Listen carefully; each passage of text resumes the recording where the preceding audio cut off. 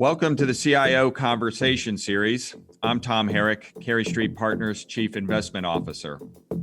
On this episode, we head into the thicket of the complex relationship between the U.S. and China. China has been in the news and under the microscope a lot in recent years. As the most populous nation on earth, China is simultaneously America's most important economic partner and competitor. My guest on this episode is Paul Korngiebel, a thought leader from Boston Partners, who has deep experience investing in China. Paul's a leader in the firm's emerging market strategies and a part of its global equities team. Boston Partners works with Cary Street Partners to provide first-class value equity solutions for our clients. There's clearly a lot to keep an eye on given the extensive reach of the two nations, but Paul and I will do our best to focus our lens to hone in on the ways China does business and how those variously competitive, adversarial, and sometimes cooperative forces are likely to affect the global marketplace for investors around the world. Paul Korngiebel, thanks for being here. Hey, Tom, thanks for having me. Pleasure. We're recording this the third week of April, and I'd like to start with what I'll call the state of play, which is essentially, I'm going to ask Paul, what's the status of our complex relationship with China, the U.S.-China relationship, and what are the geopolitical threats to the relationship that you see over the next 5 years or so? I'd say that U.S.-China relations are at a fairly low absolute level, Tom. There's a bipartisan consensus in Washington that China, under the Chinese Communist Party, which I'll refer to as the CCP going forward, is currently the greatest threat to the geopolitical order. And that geopolitical order is what the U.S. has architected since the end of World War II, where, or I should say when perversely, the U.S. and China were actually allies. The split occurs when Mao's Communist Party takes over China, and Chiang Kai-shek is booted off onto Formosa, which is now Taiwan. So when you reference the CCP, the Chinese Communist Party, is that embodied literally in the chairman, or, is there a slightly wider group there? I think there's a lack of understanding amongst Americans as to who the leadership in China actually is, beyond just referencing it as the Chinese Communist Party. If memory serves, it's something like less than 1% of Chinese nationals are members of the Chinese Communist Party. There are some very powerful families that were on the long march with Mao. The heirs to these people are called princelings. And so you have essentially a type of communist aristocracy that earns rents, economic rents, by being in the Chinese Communist Party and in the leadership. They tend to have factions. Some are hardliners, some are more open to change, et cetera. And with all political processes, it's contested, and it can get pretty nasty. Xi's corruption campaign is also one where he gets to target his political enemies. So it's a pretty rough and tumble political environment, but it is autocratic and it is single party. And the CCP squashes dissent and any type of political opposition. Relative to 1.3 billion people, which I believe is around the population size of China, that it's a small group of people. It's always authoritarian to some degree, narrow, and rough and tumble, competitive, but within a very narrow scope. Yeah, I think that's right. And then if you're, let's say you're an entrepreneur who becomes very successful, you're then co-opted and brought into the Chinese Communist Party as well. So it's very important to remember there's nothing higher than the CCP in China. And I think there's some pretty clear examples of this. Jack Ma, the founder of Alibaba, was bringing Ant Financial public via an IPO. He mouthed off about the financial regulators. The IPO was canceled. And apparently this one came straight from the top from Chairman Xi. So CCP is number one in China. So the leash is as long as they want it to be, basically. That's a great way of putting it. So under Xi, the current chairman, what's the nature of the competitive relationship / threat look like at this point? Yeah, so I don't know the entire backstory here, but my understanding is that Xi kind of squeezed his way up into the chairmanship between two competing factions, and he's consolidated his power. And he's now made himself chairman for life. Historically, you would have the head of the Chinese Communist Party maybe serving 2 5-year terms. But Xi is more of a hardliner, and he's promoting a more muscular type of foreign policy where China is flexing its new economic and political and military muscle in the Indo-Pacific. And to some extent, globally through some initiatives. One's called the Belt and Road Initiative, where he's trying to essentially develop a foreign policy that's targeted along traditional Chinese trade routes. So this friction has definitely developed after the Trump administration, I think, correctly pointed out that China was not exactly engaging in free and fair trade. And I think the Biden administration is more or less picking up where the Trump administration left off on that point. So it seems like the CCP under Xi is very, at least wants to create more of a bipolar world as opposed to what they might view as a Western-led world from the U.S. Is that fair? Yeah, I think it's even in the West. So the French have a term for the U.S. post the fall of the USSR, and it's called the hyperpower, hyperpouvoir. And essentially that's been the case until this rise of China that we've seen, which really kicked off when China was admitted to the WTO. So their economy has been growing at leaps and bounds since 93. And the issue is for China to continue its rise, which is what keeps the CCP in business. It's no longer good enough to take older Western technology and implement it in China. They need to innovate. And so that's the real question. Where's China going to get its incremental gains in IP from? And then that brings us to some of the charges of IP theft from both Western Europe and the US against China. So, adversaries in the past, I think in my youth, when the Iron Curtain was down, Sure. It was very clear who the adversary was, and we didn't interact a whole lot with the adversary. This relationship seems a lot more complex because it's so intertwined, not just with trade relations, but also the desire for market opportunities. I mean, anybody running a company in the U.S. has to look at 1.3 billion consumers. If you're Procter and Gamble, that has to look appealing for instance. Is that fair, true, not true, or is there a more nuanced answer to that? No, I think that's pretty spot on. The CCP, the Chinese leadership, looked at the collapse of the Soviet Union and said, by gosh, we better embrace capitalism.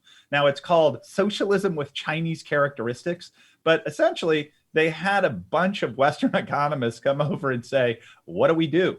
And there's sort of a mythology about how the economic system that's been invented is uniquely Chinese and only the CCP could pull it off. But what is it? It's as much capitalism as they can bear, because capitalism requires entrepreneurs. Entrepreneurs tend to be disruptive people who like to break things and make them anew.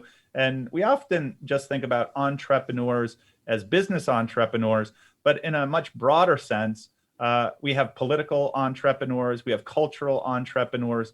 Any place there is a need that's not being fulfilled, you have somebody who's clever and can marshal resources in an interesting way, solve that problem. You're going to get change. And what does it do? It dissipates rent-seeking behavior in the economy. The worst thing you can have, and this is why you have a lot of underdeveloped countries, you have political leadership working hand in hand with business elites to make loads of money for themselves and suppress competition and growth. So to a lesser extent than, let's say, in sub-Saharan Africa, that's happening in China. So China then has opened itself to trade, and the trading system is underwritten by essentially the United States.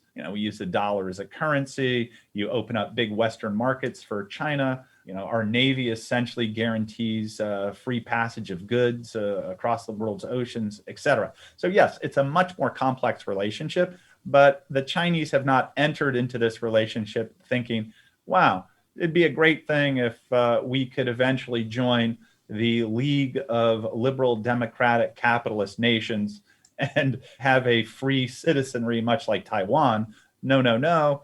They'd like to stay in power. The CCP's raison d'etre these days is to stay in power forever. All this relates to, ultimately, when you think of innovation, quickly you think of technology. And then you think of, at least I think of, when you think of China, US, you think of all the fights over technology, for lack of a better phrase, the Huawei situation. Maybe you could comment a little bit on, where these technologies overlap in between the private sector and maybe defense related technology, dual purpose technology, commercial and military applications. It seems like that's inevitably a point of contention going forward. Is that fair? That's definitely fair. I was just reading an interview with Joe Rutherford, who was the chairman of the Joint Chiefs of Staff from 2015 to 2019. They're talking about using artificial intelligence in decision making in the U.S. defense system. There's a big race in quantum computing, which would allow for decrypting pretty much anything that exists today.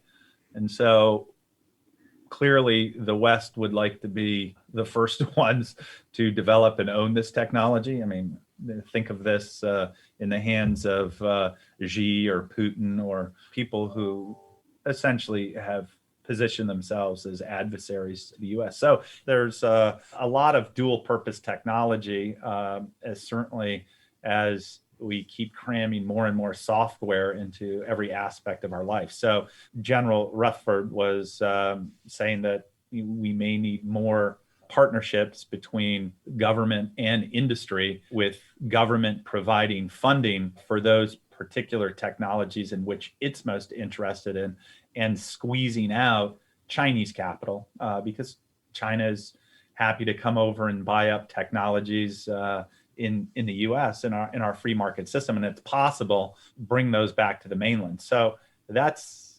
definitely an access of competition. In industry itself, the one area where China struggles mightily and is unlikely to close the gap anytime soon is in the production with reasonable yields of its own chips. They have a company there, it's called Semiconductor Manufacturing Inc. of China, something like that. It's known as SMIC, S-M-I-C. They can't compete with the Samsungs, the Taiwan Semis, the Intels, the AMDs of the West. And in addition, not being able to manufacture the chips, all of the equipment manufacturers who provide the equipment to actually physically make the chips, all of those are oligopoly or better niche markets that are controlled by companies that are headquartered in this, for lack of a better term, Western alliance, but it obviously includes Japan and South Korea. So turning to that a little bit, then SMIC obviously is the mainland effort when we, talking about the semiconductor market, and there's a global shortage of semiconductor chips right now. This is also in the news. We start to look at Taiwan Semi, which you mentioned earlier as being sort of a very amazing company, that will eventually, I suppose, be manufacturing some in the US, but that's a ways off.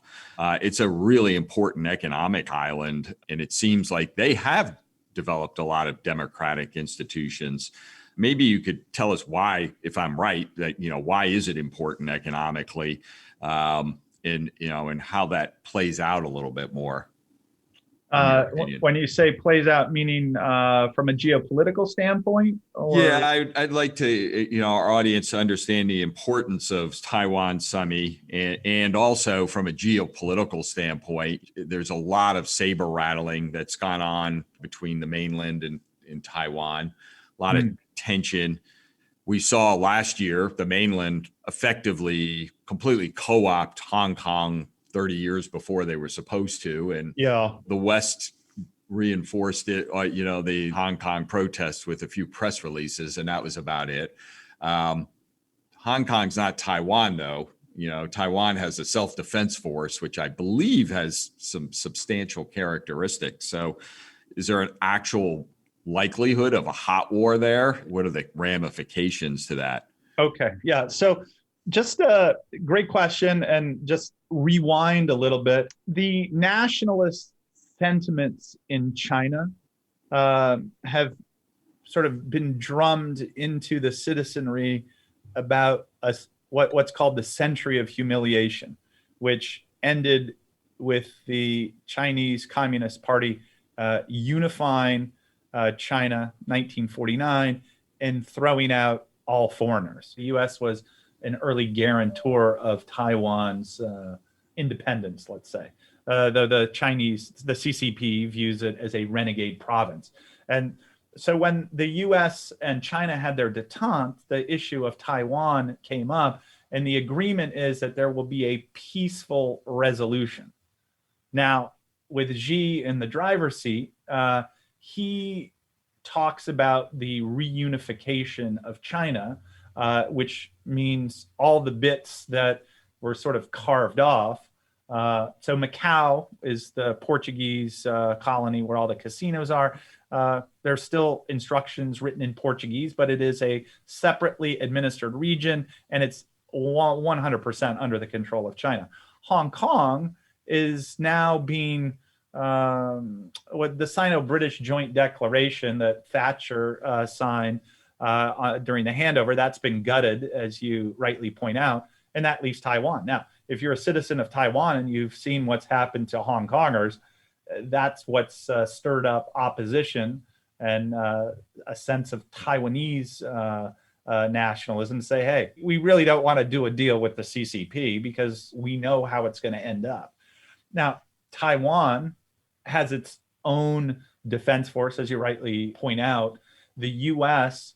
helps support the Taiwanese to make the cost of a Chinese invasion of Taiwan very costly.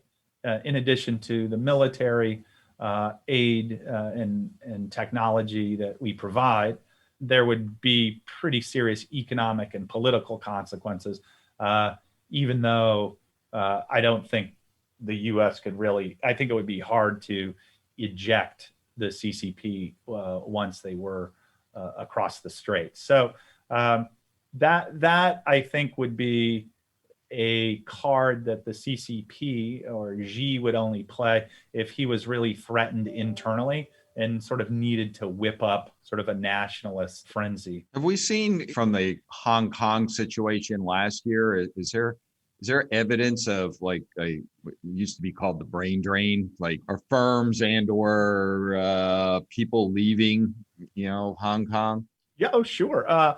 This is sort of the self-inflicted gunshot wound of running an authoritarian regime.